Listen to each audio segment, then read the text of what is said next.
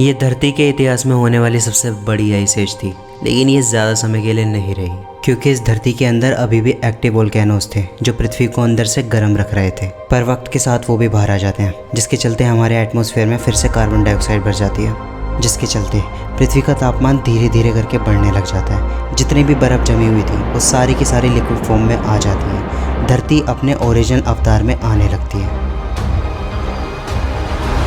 आज से करीब 54 करोड़ ईयर्स पहले इस बीच में समुद्र के अंदर जो वो सिंगल सेल ऑर्गेनिज्म थे वो बहुत सारी स्पीशीज़ में डिवाइड हो चुके थे। और अगर इस वक्त आप समुद्र के अंदर जाओगे तो आपको बिल्कुल ही अलग दुनिया दिखने वाली है। और इसी समुद्र में जन्म लेने वाला जीव जिसका नाम है पिकाय, ये कहने को तो 5 सेंटीमीटर लंबा था, लेकिन एक्चुअल में इसके पास कुछ स्पेशल था जो हम इंसानों की हिस्ट्री बनाने वाला था। ये पहला ऐसा जीव था जिसके पास थी रीढ़ की हड्डी यानी कि बैकबोन। आज से करीब 46 करोड़ ईयर्स पहले ऑक्सीजन पूरी तरह धरती पर फैल चुका था।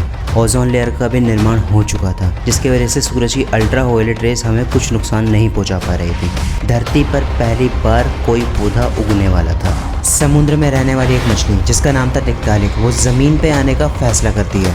करीब 1.5 करोड़ साल की एवोल्यूशन के बाद ये मछली ज़मीन पे रहने लायक बनी और इसे हम कहते थे टेट्रापॉड्स।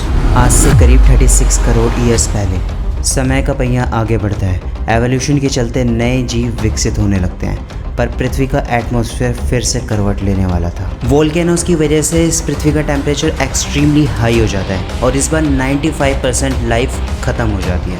5% क्रिएचर्स वही बचे हुए थे जो खुद को गर्मी से बचाने के लिए ज़मीन के अंदर चले गए थे। आज से करीब 20 करोड़ ईयर्स पहले इतना सब कुछ झेलने के बाद पृथ्वी अपनी सामान्य स्थिति में आने लगती है। धरती पे जंगलों के जंगल उगने लगते हैं और इसी बीच एक ऐसी प्रजाति का जन्म होता है जो पृथ्वी पे 16 करोड़ साल तक हुकूमत करने वाली थी, और उसका नाम है डायनासोर्स। ये विशालकाय आदमखोर छिपकलियाँ।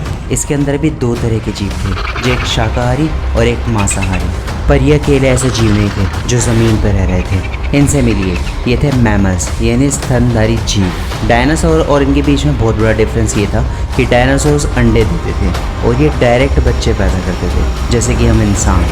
सब कुछ सही चल रहा था, पर एक दिन स्पेस में 10 किलोमीटर डायमीटर जितना बड़ा एक मीटियोर धरती की ओर तेजी से बढ़ने लगा। इसकी रफ्तार इतनी ज़्यादा तेज थी कि दिन के उजाले में भी इसकी रोशनी को एकदम साफ देखा जा सकता था। इसकी आग जैसी रोशनी ने डायनासोर्स को अंधा बना दिया था, जिसके चलते उन्हें दिखाई देना भी बंद हो गया। और आखिरकार ये मीटियोर धरती से आके टकरा जाता है, और ये टकराव इतना ज़्यादा इम्पैक्टफुल था कि धरती के कई पार्टिकल्स उड़ के स्पेस में चले जाते हैं। और आप मानो या ना मानो, लेकिन अभी तक के धरती के सभी डिज़ास्टर्स में से ये सबसे ज़्यादा खौफनाक था। मीटियोर से टकराकर जो धरती के पार्टिकल स्पेस में गए थे वो आग के गोले के रूप में धरती पर वापस गिरने लगते हैं, और डायनासोर अपने बचाव के लिए इधर उधर भागने लगते हैं। पर उनकी ये कोशिश बेकार जाती है और सबके सब मारे जाते हैं। इस डिज़ास्टर की रेडिएशन के अंदर जितने भी जीव थे वो सबके सब मारे गए। धूल और जहरीली गैसों से भरे बादल इस पृथ्वी को पूरी तरह से ढक देते हैं। इतनी मोटी परत इनकी जम जाती है